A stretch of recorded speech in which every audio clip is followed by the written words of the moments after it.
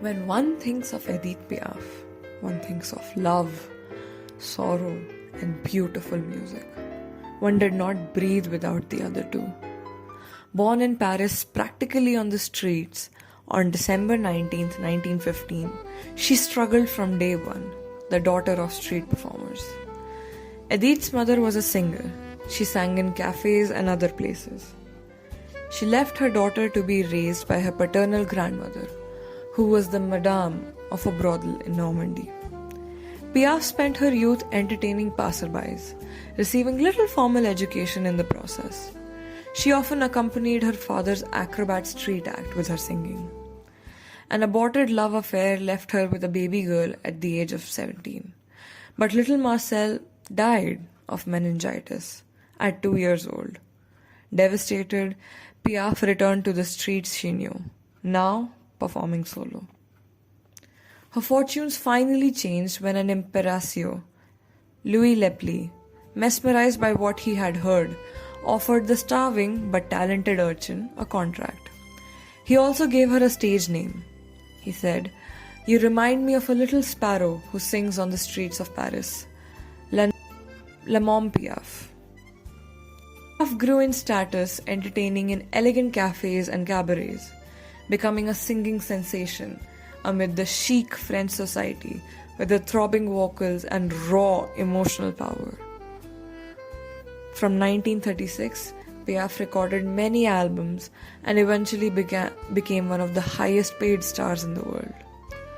With her fame came wealth, and she spent it freely. She was very generous towards her entourage. She had a large staff, houses, and cars.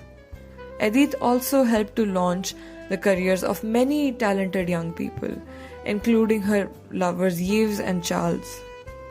On stage, Edith looked like a little girl in her little black dress, but she came to symbolize the atmosphere of Paris. Edith was Paris, and Paris was Edith. People of all classes, from the simplest to the most sophisticated, because her songs touched hearts. During World War II, she went to sing for the French prisoners in Germany and had posed for a picture with them. When she returned to France, Edith had made individual passports for the prisoners, using the picture taken in Germany during her visit. When she went back to sing for them, Edith gave them each a passport that brought them back to freedom. Edith sang in 1948 at Carnegie Hall and the Versailles in New York. During the war, she wrote a song that became a classic, La Vie en Rose.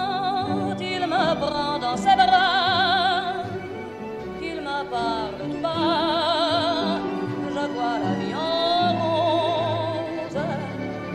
Il me dit des mots d'amour, des mots de tous les jours, et ça me fait quelque chose.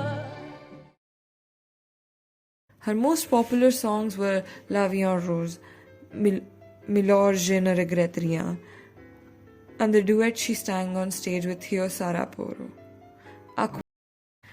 In her later life, Piaf was involved in several serious car accidents, and she suffered from frailing health, partly due to alcohol and drug abuse.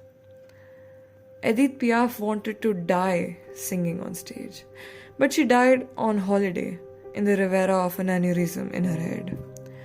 She was brought in secret with her last husband, Theo Sarapo, and her nurse Simone, by ambulance to Paris, where she received her last homage from millions of people coming together just to give her a last goodbye.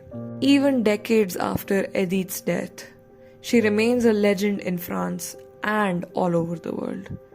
She was buried in the Père Lachaise cemetery in Paris.